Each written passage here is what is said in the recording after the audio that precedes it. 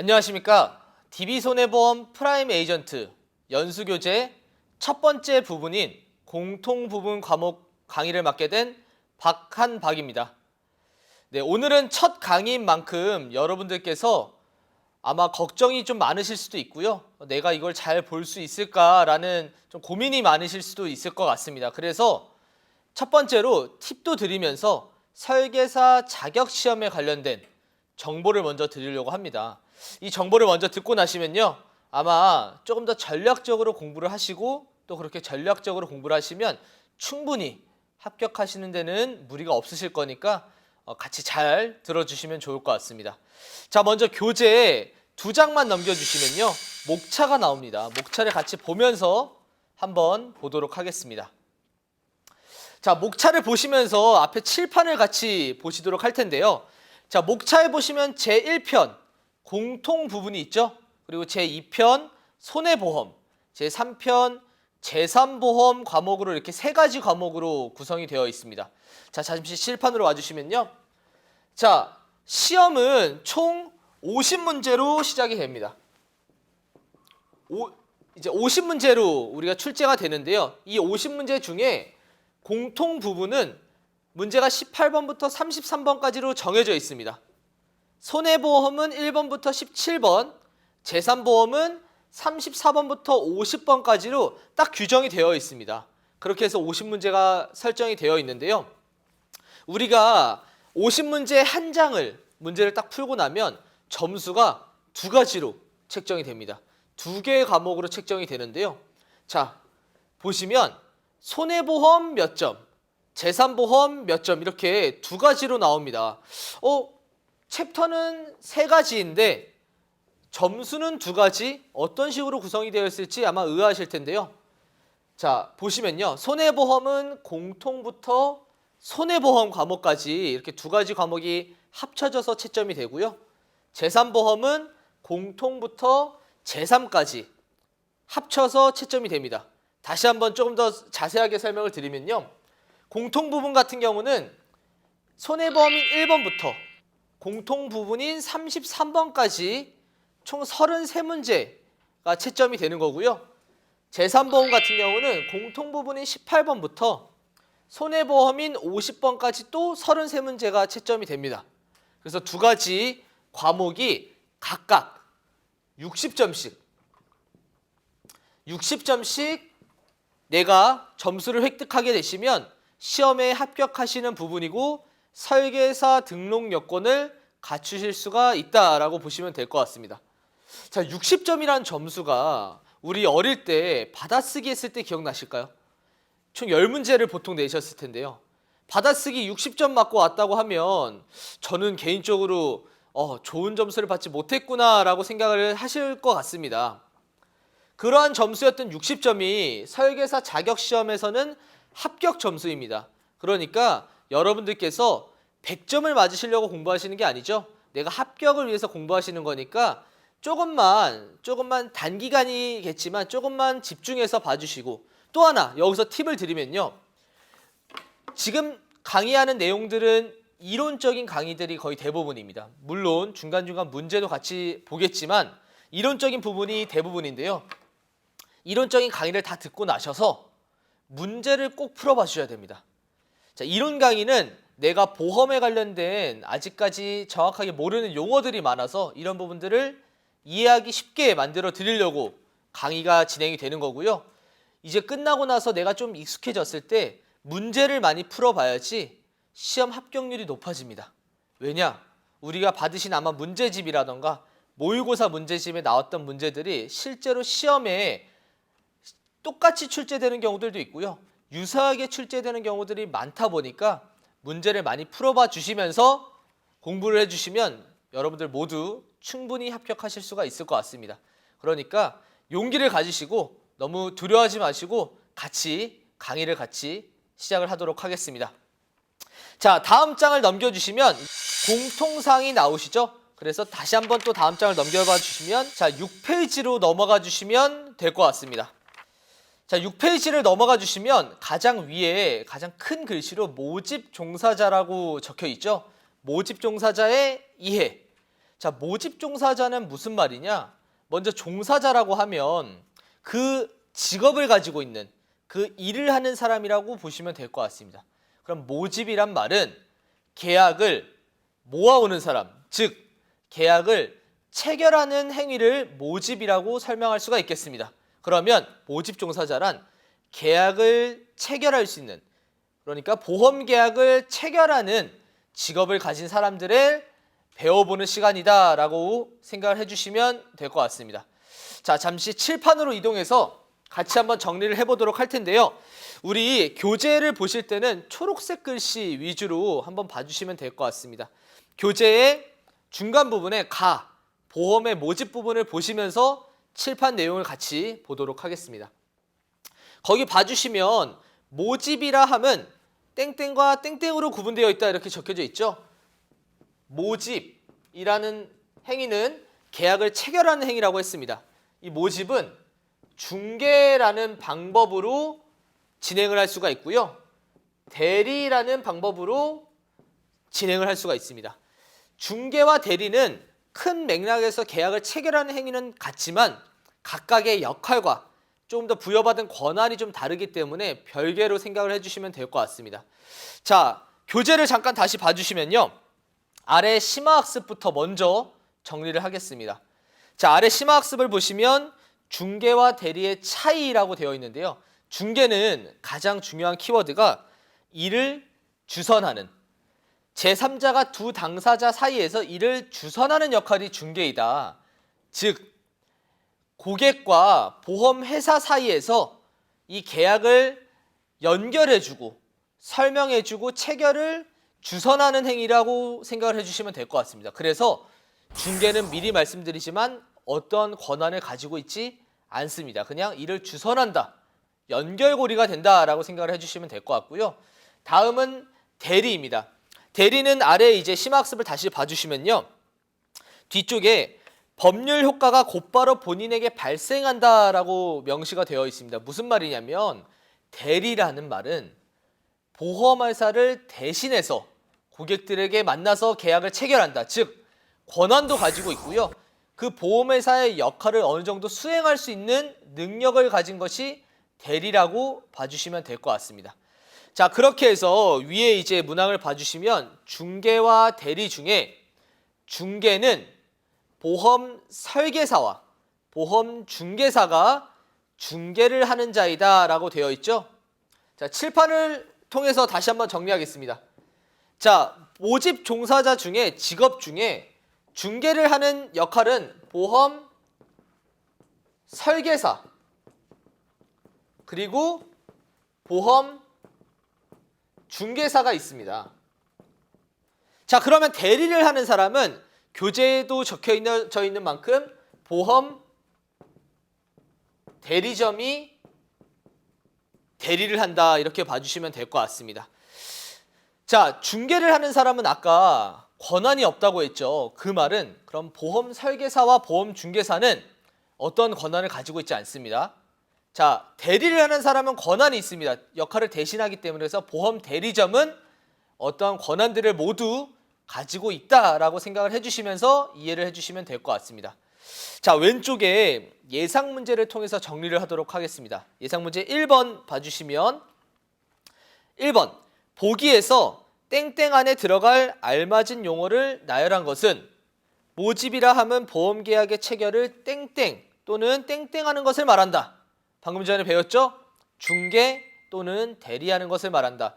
소개나 아니면 약정 이런 말들은 들어가지 않으니까 가장 기본적인 용어인데 실제로 이렇게 문제에서 출제가 되고 있습니다. 그러니까 문제 푸실 때 쉽게 생각을 해주시면 될 것 같아요. 자, 2번 문제 보겠습니다. 2번 문제 자주 출제가 되었던 문제인데 보험업법상 보험설계사란 땡땡에 소속되어 보험계약의 체결을 중개하는 자이다.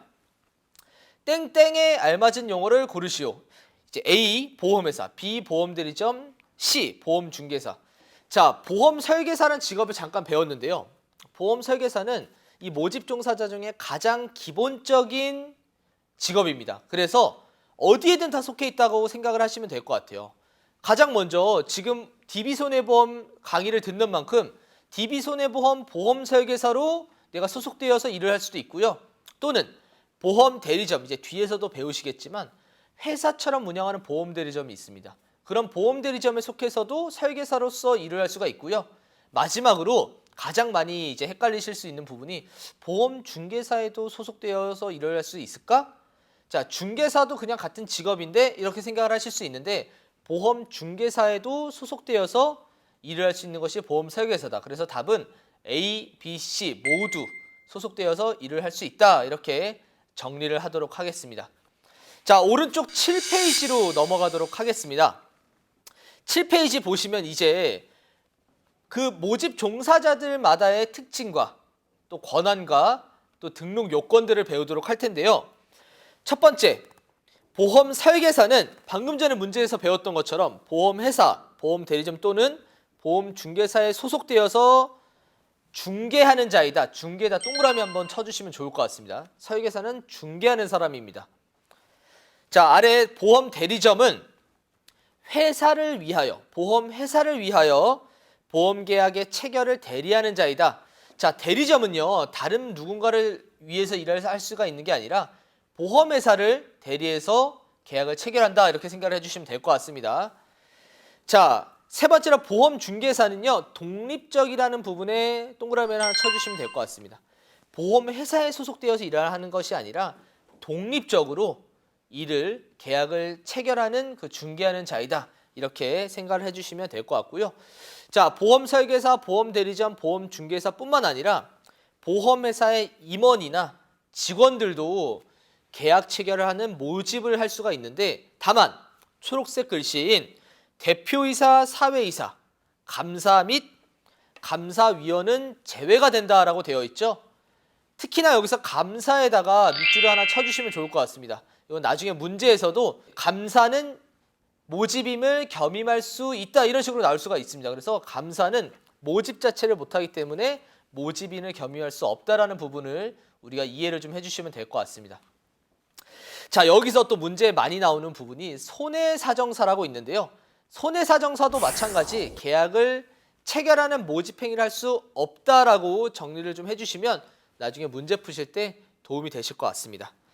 자, 아래 이제 심화학습을 통해서 이 직업들마다의 권한과 그 다음에 등록 관련된 등록 기간을 한번 정리를 하도록 하겠습니다. 보험 설계사, 보험 대리점, 보험 중개사 각각 권한이 OX로 표시가 되어 있죠. 계약 체결권, 고지 의무 수령권, 보험료 수령권 등 다양한 권한들이 있는데요. 자, 그냥 쉽게 설명드리겠습니다. 중개를 하는 사람은 권한이 없습니다. 대리를 하는 사람은 권한이 있습니다. 무슨 말이냐면요. 중개를 하는 보험 설계사와 보험 중개사는 어떠한 권한이든 그냥 다 없다라고 생각을 해주시고요. 대리를 하는 보험 대리점은 어떠한 권한이든 모든 것이 다 있습니다. 계약 체결권, 고지 의무 수령권, 보험료 수령권 굳이 구분하지 않으시고요. 그냥 모든 권한이 대리점은 있고 설계사, 중개사는 없다라고 생각을 해주시면 좀 더 편하실 것 같습니다. 자, 등록 기간을 보도록 할 텐데요. 등록 기간은 초록색 글씨로 적혀져 있는 금융위원회에 등록을 합니다. 자, 금융감독원에 등록한다라고 문제에 많이 나오는데요.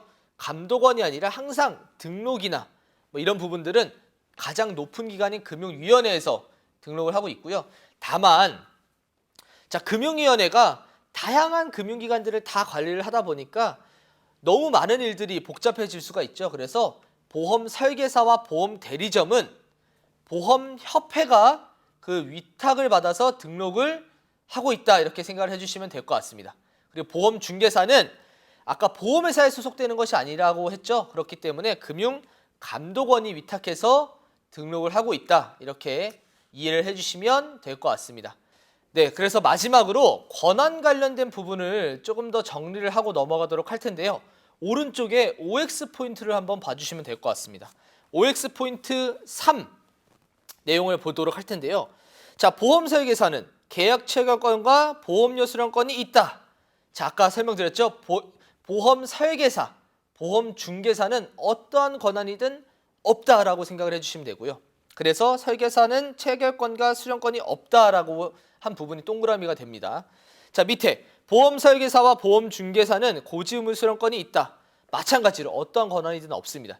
여기서 조금 더 심화돼서 문제에 나올 수 있는 부분이 보험 설계사는 계약 체결권은 없으나 뭐 고지 의무 수령권은 있다 이런 식으로 나올 수가 있습니다. 또는 보험 대리점은 계약 체결권은 있으나 보험료 수령권은 없다 이런 식으로 나올 수도 있는데요. 이 부분들 다 마찬가지로 설계사, 중개사는 모든 권한이 없고요. 대리점은 모든 권한이 있으니까 이 부분 헷갈리지 마시고 문제 풀 때 편하게 풀어주시면 될 것 같습니다. 자, 이제 아래 2번 보험 설계사를 통해서 설계사 직업에 대해서 조금 더 디테일하게 한번 보도록 하겠습니다. 보험 설계사라 함은 보험회사, 보험대리점, 보험중개사 모두에 소속되어서 일을 할 수 있다고 했죠. 이 부분 유념해 주시면 될 것 같고요. 자, 등록은 금융위원회에 등록을 한다고 했습니다. 그리고 금융위원회가 너무 일이 많아질 수 있으니 손해보험협회에서 위탁을 받아서 등록을 하고 있다는 부분까지 기억을 해주시면 될 것 같습니다. 자, 아래 심화학습을 보도록 할 텐데요. 심화학습은 이 보험 설계사를 뭐 성격이라던가 아니면 뭐 관리하는 방안에 따라서 분류를 해놓은 부분을 설명을 하고 있습니다. 첫 번째, 영위 종목별 분류인데요. 자, 종목, 우리 예를 들어서 구기 종목 하면 발로 공을 차는 건 축구고 손으로 공을 던지는 것은 농구고 이런 식으로 해당하는 공이라던가 아니면 해당하는 취급하는 것이 어떤 것에 따라 달라진 게 종목이라고 하죠. 영위 종목도 마찬가지입니다. 사람의 생명을 담보로 보험을 하는 것이 생명보험 설계사이고요. 사람 이외에 뭐 물건들이라던가 재산 관련돼서 담보하는 것이 손해보험 설계사, 그리고 사람의 건강, 즉 상해, 질병, 간병 관련된 내용들을 담보하는 것이 재산보험 설계사다. 이렇게 세 가지로 나눠져 있다라고 보시면 되겠습니다. 자, 아래 유형별은 또 다른 이제 개념으로 전속보험 설계사와 교차 모집 설계사로 되어 있는데요. 전속보험이라 함은 하나의 회사에 전부 속해 있다. 즉, 한 회사에서만 일을 하는 것이 전속보험 설계사고요. 교차 모집 설계사는 뒤에서도 배우시겠지만 생명보험회사 하나, 손해보험회사 하나 이렇게 하나씩의 회사를 같이 영위하는 것이 교차 모집 설계사다. 이렇게 분류를 한다라고 보시면 될 것 같습니다. 자, 오른쪽 예상 문제 4번을 보면서 정리를 하도록 하겠습니다. 보험업법상 모집을 할 수 있는 자에 해당하지 않는 경우는 이라고 되어 있죠. 1번 소속 보험회사를 위해 보험계약 체결을 중개하는 보험설계사. 아까 모집 종사자에 설계사 들어갔으니까 1번은 답이 아니겠고요. 2번 독립적으로 보험계약 체결을 중개하는 보험중개사. 마지막 글자만 보시면 될 것 같아요. 보험중개사 모집할 수 있다고 했죠. 3번 보험사고에 따른 손해액 및 보험금의 사정을 담당하는 손해사정사. 아까 제가 잠깐 체크하고 필기하고 넘어갔던 손해사정사. 손해사정사는 그 보험금을 고객님께서 얼마를 받아가야 되지 이런 부분들을 계산하는 사람입니다. 그래서 모집하는 사람이 아니다. 이렇게 정리를 하고 넘어가도록 하겠습니다. 자, 다음 장 8페이지로 넘어가도록 하겠습니다. 자, 손해보험 설계사의 등록 요건, 즉 설계사가 되고 싶으면 어떻게 해야 되는지를 설명을 좀 하도록 할 텐데요. 첫 번째, 연수 과정을 이수하고 첫 번째 줄에 있습니다. 그리고 두 번째 줄에 보험 설계사 자격 시험에 합격한 자. 가장 기본적인 조건이 보험 설계사 시험에 합격한 사람입니다. 우리 지금도 보험 설계사 시험을 합격하려고 공부하고 있죠. 이렇게 합격을 하시면요, 1년 동안은 등록을 내가 할 수 있는 자격 요건을 갖출 수가 있습니다. 그래서 시험 합격한 지 1년까지는 등록 요건이 가능하다. 이렇게 봐주시면 될 것 같고요. 두 번째, 손해보험 관계 업무에, 즉 손해보험 설계사로서 1년 이상 종사한 경력이 있는 사람이 등록 신청일로부터 3년 이내에 종사한 사람으로 한정합니다. 즉 3년 내 1년 경력이 있는 사람은 설계사로서 시험을 보지 않고도 다시 내가 바로 등록을 할 수 있다는 개념이니까 설계사의 등록 요건을 일단 시험 합격한 지 1년, 그리고 3년 내 1년 이상의 경력이 있는 사람은 가능하다. 이렇게 생각을 해주시면 좋을 것 같습니다. 자, 아래 답번 보겠습니다. 다 등록 제한 사유를 볼 텐데요. 별표 하나 쳐주시면 좋을 것 같습니다. 왜냐? 아까 등록 요건은 어렵지 않았는데요. 등록 제한 사유는 우리가 꼭 기억을 해주셔야지 될 부분들이 몇 가지 있어서 별표를 쳤습니다. 자, 초록색 글씨 위주로 볼 텐데요. 첫 번째, 피성년 후견인 또는 피한정 후견인 보험 설계사로서 등록할 수가 없다라고 생각을 해주시면 될 것 같고요. 두 번째, 파산 선고를 받은 자로서 복권되지 아니한 자라고 되어 있습니다. 이 부분 밑줄 한번 쳐주시고요. 자, 파산 선고를 받았는데 복권되지 아니한 자, 복구가 아직 안 됐다. 즉 아직 파산된 상태로 있는 상태에서는 보험 설계사로서 등록할 수가 없습니다. 옆에다가 대신 복권되면 바로 가능 이렇게 적어주시면 좋을 것 같습니다. 복권되면 바로 가능. 무슨 말이냐면요. 파산자에서 내가 열심히 해서 복구가 됐다라고 하면 설계사로서 바로 다시 등록할 수 있는 그 조건을 갖출 수가 있습니다. 문제에서는 파산자로서 복권된 지 6개월이 경과한 자 이런 식으로 나올 수가 있으니까요. 6개월이든 3개월이든 경과하는 것이 아니라 복권되면 바로 가능하다 이렇게 생각을 해주시면 될 것 같습니다. 자, 세 번째로는요. 보험업법에 따라 벌금 이상의 형을 선고받고 그 집행이 종료되거나 집행이 면제된 후 2년이 경과되지 아니한 자라고 또 되어 있고요. 또 그 밑에 초록색 글씨 보시면 등록이 취소된 후 2년이 경과하지 아니한 자 이런 식으로 되어 있습니다. 무슨 말이냐면 뭔가 잘못된 행위를 했으니까 등록이 취소됐거나 벌금형을 받았겠죠. 그래서 잘못된 행위, 뭐 예를 들어 범법 행위라던가 아니면 내가 지켜야 할 의무를 지키지 않아서 등록 취소를 받거나 벌금형을 받았을 때는 2년 동안 보험 설계사 자격 조건이 제한이 된다 이렇게 외워주시면 될 것 같습니다. 2년입니다. 2년. 자, 그리고 나서 등록 취소를 한번 받아서 2년 동안 못했는데 그러고 나서 다시 등록을 했습니다. 근데 한번 또 등록 취소를 받은 거예요. 즉 한 사람이 등록 취소를 2회 이상을 받으면 3년인 가중처벌을 받을 수가 있습니다. 그래서 3년 동안 등록이 제한이 되고요. 자, 오른쪽 장 넘어가면 맨 아래쪽에 모집과 관련하여 받은 보험료, 대출금 또는 보험금을 다른 용도에 유용한 후 3년이 지나지 아니한 자라고 되어 있죠. 가장 잘못된 행위라고 생각을 합니다. 고객님께서 내신 보험료 또는 고객님께서 받으실 보험금 또는 대출금을 설계사가 다른 용도로 이렇게 활용을 했으면 3년이라는 가장 어떻게 보면 엄격한 제한 조건이 부과가 됩니다. 그래서 다시 한번 정리하면 잘못된 행위를 한 벌금형을 받거나 이제 등록 취소를 받으면 2년 동안 제한이 되고요. 이 잘못된 행위를 2번 이상해서 또는 가장 잘못된 행위인 보험료, 보험금, 대출금을 다른 용도로 유용한 자는 3년 동안 등록 제한이 된다는 것을 기억을 해주시면 될 것 같습니다. 자, OX 포인트를 보도록 할 텐데요. 이제 8페이지 왼쪽에 OX 포인트 5번 보면요. 신용불량자는 등록 제한 사유에 포함된다. X라고 되어 있죠. 아까 파산자는 등록 제한이 되지만 신용불량자는 제한되지 않습니다. 이거 기억해 주시면 되고요. 파산자는 복권되어 1년이 지나야 한다. 기간이 없습니다. 바로 가능하다고 했습니다. 이런 점 유념해 주시면 될 것 같습니다. 그 밑에 내용들도 한번 봐주시면 될 것 같고요. 마지막으로 한 가지 정리하고 다음 이제 부분으로 넘어가도록 할 텐데 문제에서 자주 나오는 문구가 있습니다. 아까 등록 취소를 받은 지 2년이 지나면 2년 동안 제한이 되니까 2년이 지나면 가능하겠죠.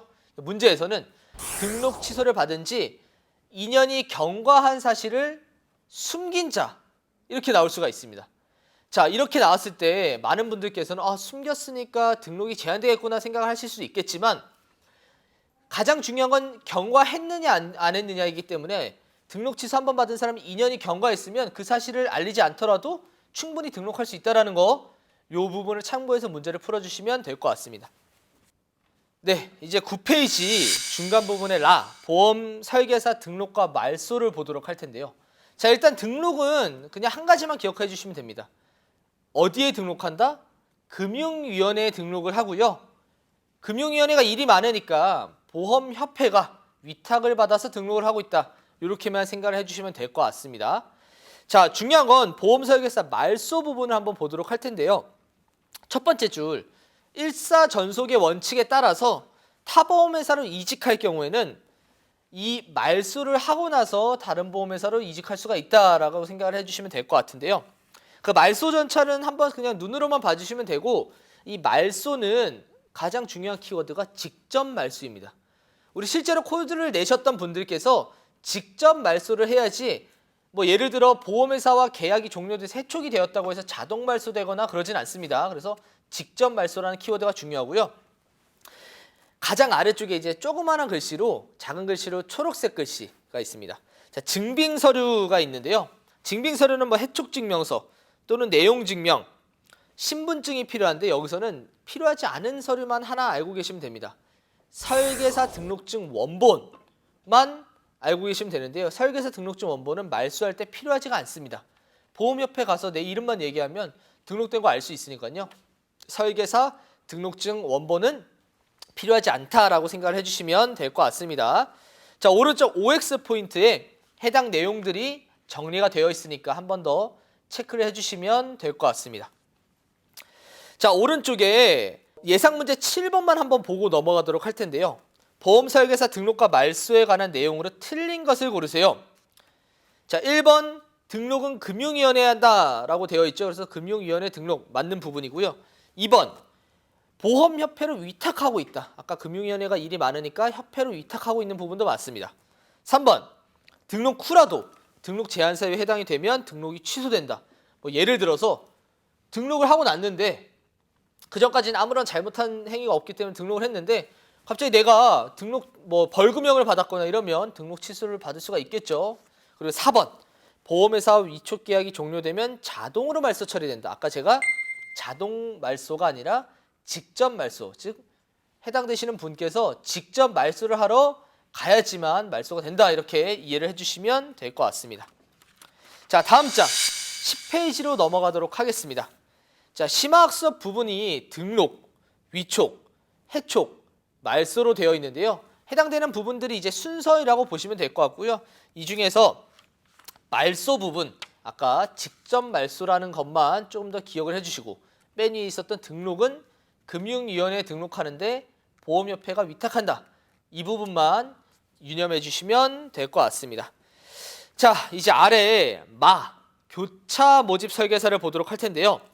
교차 모집 설계사 아까 제가 잠깐 설명드렸지만 생명보험회사 하나, 손해보험회사 하나 이렇게 선택해서 우리가 두 가지 회사의 상품을 판매하는 것을 교차 모집이라고 합니다.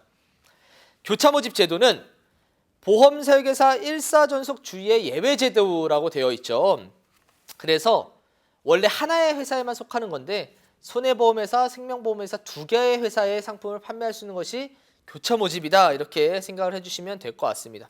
자, 오른쪽 넘어가서 교차 모집 설계사에 대한 금지사항, 심화학습을 보도록 할 텐데요.